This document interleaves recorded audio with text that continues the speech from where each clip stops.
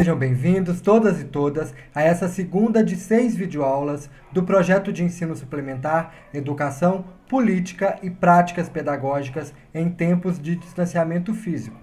As videoaulas estarão disponíveis todas as quartas-feiras até o dia 29 de julho aqui no canal.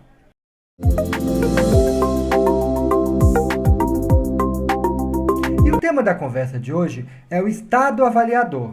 E para compreender melhor esse assunto, nós vamos conversar com a professora doutora Luciane Terra dos Santos Garcia.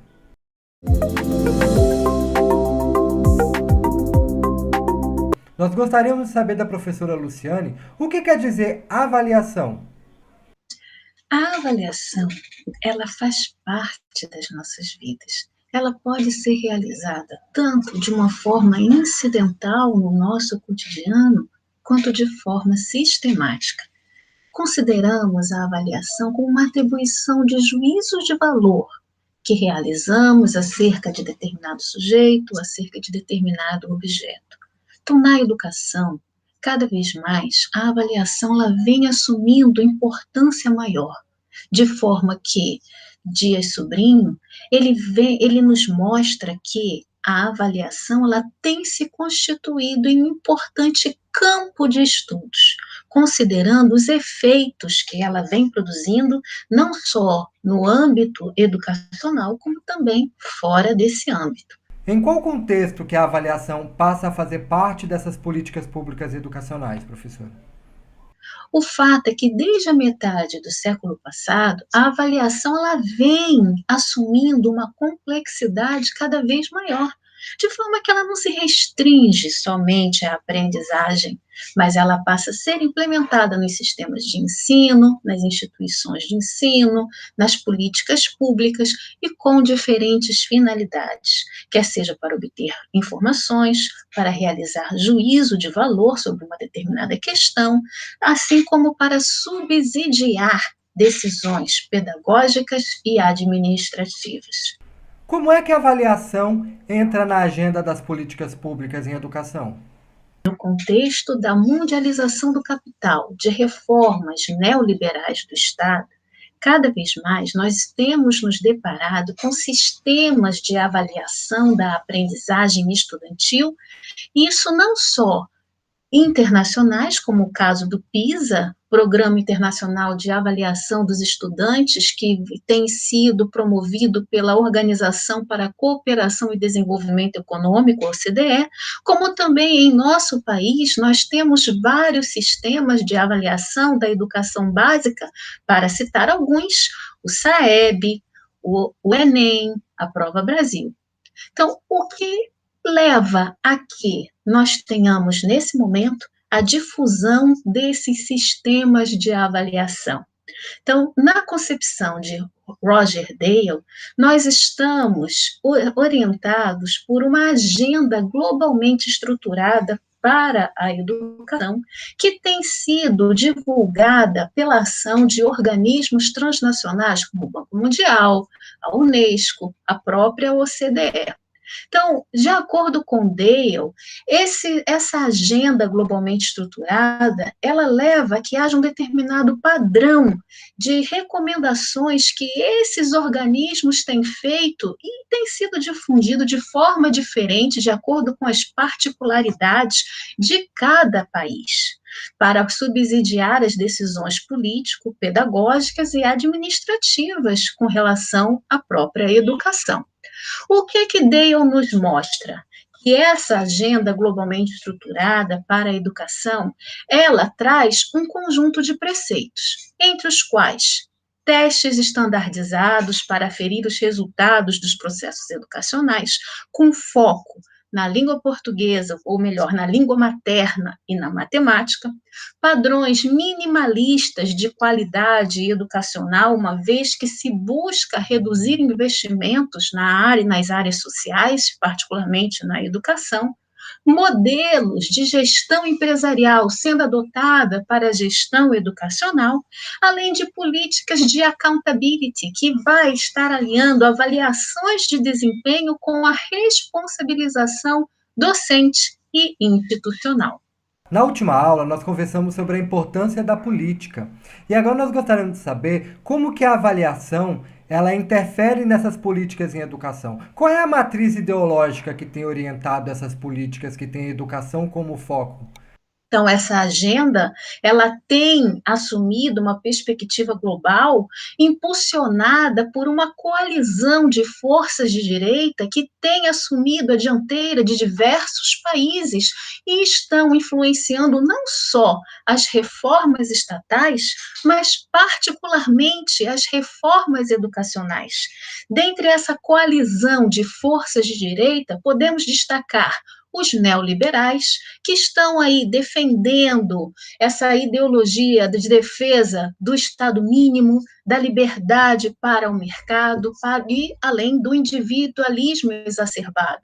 Além dos neoliberais, temos os neoconservadores, que é essa fração que vem defendendo um Estado forte, forte para restringir a autonomia dos profissionais, além de controlar os currículos a partir de concepções tradicionais do saber. Além de neoliberais, neoconservadores, podemos destacar cada vez mais, principalmente nesse momento em nosso país, os fundamentalistas religiosos que vão estar aí defendendo um retorno às verdades bíblicas e ao seu Deus, considerado muitas vezes como o único verdadeiro. E colocando essas reformas em andamento, nós temos aí, desenhando o quadro dessas reformas, os gerencialistas. Nesse caso, o que os gerencialismos que tem orientado as reformas administrativas de diversos estados e principalmente no nosso país também orientadas reformas educacionais, o que eles vêm aconselhando como reformas para orientar essa gestão educacional? Redução de gastos públicos, incremento da produtividade, da qualidade, da eficiência dos serviços, e esse incremento vai se dar principalmente por meio de competições, do estímulo a competições entre organizações e indivíduos por recursos, mas não só, mas somada a isso, a responsabilização dos profissionais com relação aos resultados que são obtidos. É nesse conjunto de ações que a gente começa a conversar acerca do estado avaliador. Como é que nós podemos entender esse estado avaliador?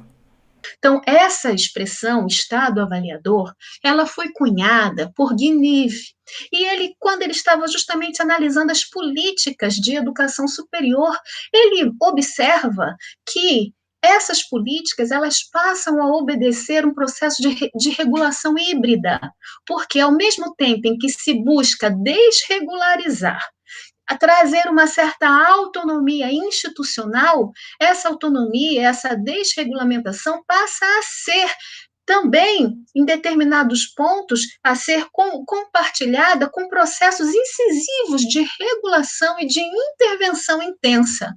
Ora, o que isso vem mostrando? Então, para que a gente possa compreender melhor essa concepção do Estado avaliador, vamos pegar, então, uma citação de Afonso, que se refere a Nive e vai dizer que essa concepção do Estado avaliador denota que o Estado vem adotando um ethos competitivo, neodarwinista, passando a admitir a lógica do mercado através da importação para o domínio público de modelos da gestão privada com ênfase nos resultados ou produtos dos sistemas educativos. Ou seja, essa ação de mercado, que vem sendo imposta dentro dos serviços públicos, no âmbito da educação, vai trazer importantes mudanças, ou melhor, nefastas mudanças, a partir do momento em que, nesse contexto, aquilo que era considerado um direito passa a ser considerado um serviço a partir da construção de quase mercados educacionais. O que significa essa noção de quase mercado educacional? Se a gente for buscar na literatura, Sandra Záquia de Souza e Oliveira, no caso Romualdo Portela Oliveira, ele vem nos mostrando que essa concepção de quase mercado educacional introduz concepção da gestão privada nas instituições públicas, sem que com isso se altere a propriedade dessas instituições, sob a suposição de estar aí introduzindo melhorias no âmbito educacional. Isso vem sendo difundido, essas concepções de quase mercado educacional vêm sendo difundidas em diferentes países do mundo. Quais são as implicações dessas políticas em avaliação no contexto da educação básica brasileira? Está em curso, se opera, na realidade, é uma mercadorização da educação, que tem levado a que todas as escolas disciplinem os seus ensinos a partir do espírito do capitalismo. Então, nesse contexto que vai ser difundido aqui no nosso país o Estado avaliador, construída a partir das reformas de Estado, impulsionada pela ideologia neoliberal, iniciada no governo Collor, mas implementada de fato no governo a partir do governo de Fernando Henrique Cardoso. Então, a partir daí tivemos também reformas educacionais a partir da década de 90, de 1990, que vai estar conjugando processos de descentralização de poderes e encargos educacionais para as instâncias locais de poder, para a sociedade civil, para as próprias instituições escolares, tendo em vista a diminuição de gastos com a educação, mas também esse processo de descentralização, ele passa a ser conjugado com processos de controle sobre aquilo que está sendo ensinado. Descentraliza-se poderes, mas institui-se formas flexíveis de controle sobre o ensino no país.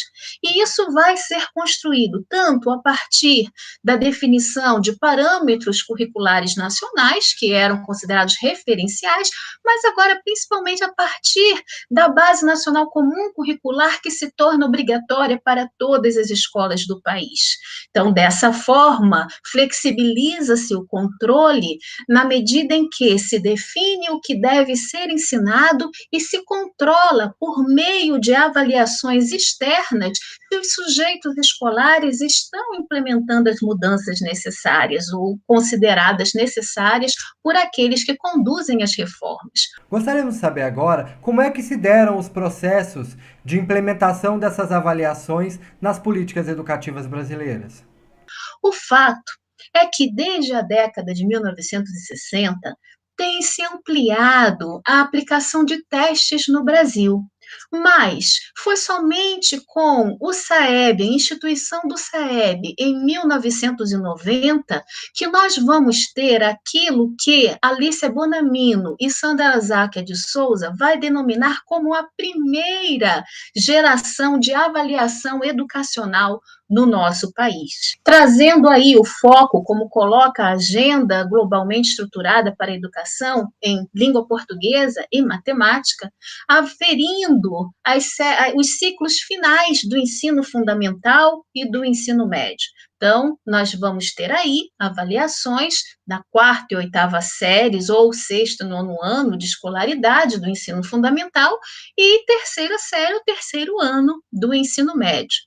Só que o SAEB, ele vai instituir uma forma de avaliação amostral para estudantes das escolas públicas e privadas e, por ser amostral, ele vai possibilitar que sejam aferidos resultados da educação, que seria, vamos dizer assim, considerado o retrato de uma qualidade dessa educação do país, dos estados e das redes de ensino.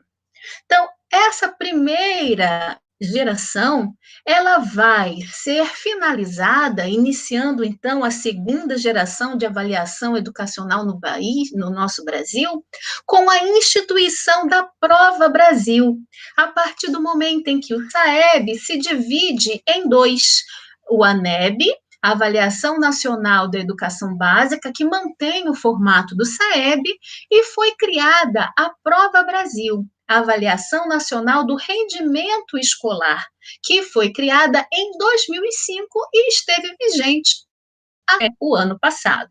Então, a Prova Brasil, ela vai manter esse mesmo padrão bianual do SAEB, com provas de língua portuguesa e matemática para as séries finais, para os ciclos das séries finais do ensino fundamental, ou seja, quarto e oitava série, ou sexto e nono ano, somente no ensino fundamental.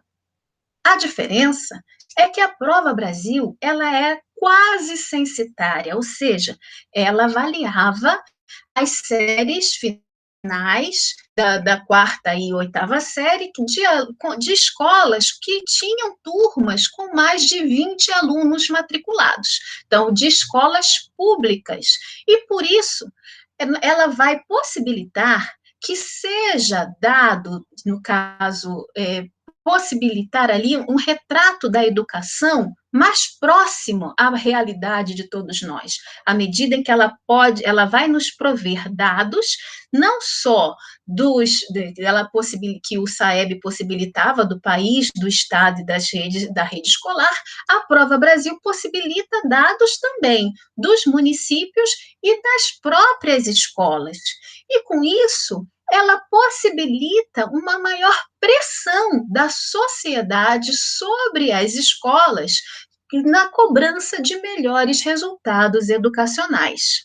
Então, essa segunda geração da prova da avaliação no país, ela também se intensifica com a criação do IDEB, Índice de Desenvolvimento da Educação Básica, criada em 2007 para ser aquilo que se considerava um retrato da qualidade da educação no país. Então, o IDEB, em seu cálculo, esse índice, ele conjuga dados das provas de desempenho estudantil com as taxas de rendimento escolar, aprovação, reprovação e evasão.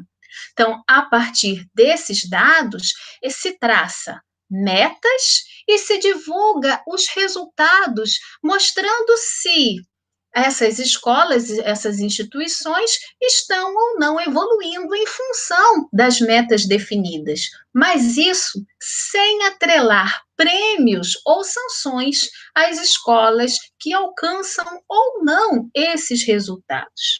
Então, a terceira geração de avaliação no Brasil, conforme as autoras, elas serão marcadas justamente por práticas mais incisivas de premiação e de punição dos profissionais dos sistemas que vêm sendo aí implementadas por esses sistemas estaduais e municipais e que vai se pautar na instituição de sanções e de recompensas às escolas, alunos e profissionais que alcancem as metas que foram instituídas por esses sistemas subnacionais.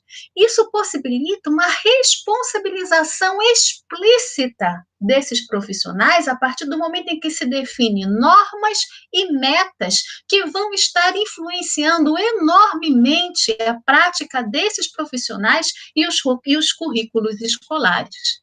E sobre os sistemas de educação? Como que funcionam esses sistemas de avaliação da educação básica? Bom, a avaliação de sistemas educacionais no Brasil, ele tem uma função. Ele tem a função de prestar contas à sociedade acerca do emprego dos recursos públicos, além de levar a um maior comprometimento dos sujeitos com a melhoria dos resultados. Mas esses sistemas de avaliação da aprendizagem, ele tem também levado a resultados nefastos. E por quê? ele tem possibilitado um maior controle dos próprios resultados a partir de padrões economicistas, minimalistas de qualidade educacional.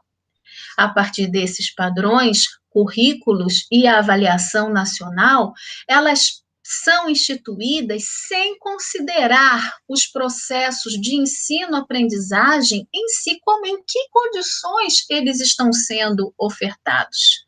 Além disso, os profissionais das redes de ensino, em grande medida, eles são os maiores responsabilizados por esses resultados, quando o que se observa é que muitas vezes eles carecem de condições mínimas para a realização desse trabalho educativo. E, dessa forma, também não se considera a grande desigualdade socioeducacional existente nesse país, na medida que essa desigualdade interfere enormemente nos resultados alcançados, na medida em que se iguala todo mundo a partir dos mesmos referenciais, se homogeneizando, igualando os desiguais. Então, as práticas de responsabilização com base na competição, na premiação, na punição dos sujeitos, por vezes leva a que, para manter um determinado resultado, se burle, vamos dizer assim, as situações em que esses resultados são produzidos, quer seja desestimulando os alunos de baixo desempenho para não realizarem as provas, quer seja incrementando taxas de aprovação e dessa forma se influencia nos resultados do IDEB, de forma que essas formas de responsabilização têm trazido formas nefastas, prejudicado de fato não só a educação, como a gente também tem que desconfiar muitas vezes de determinados resultados.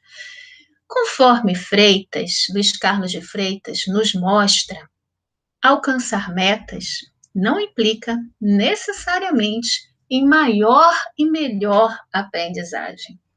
Assumir padrões de qualidade pautadas nessa relação de custo-benefício, difundido a partir de padrões de conhecimentos mínimos, sob a alegação de estar preparando para a vida, reduz, de fato, como já nos alertava Laval, reduz os objetivos educacionais às necessidades do capital.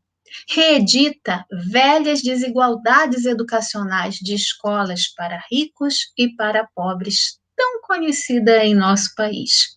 Então, o Estado avaliador no nosso país, em grande medida, ele vem servindo, entre outros fins, para exacerbar desigualdades educacionais.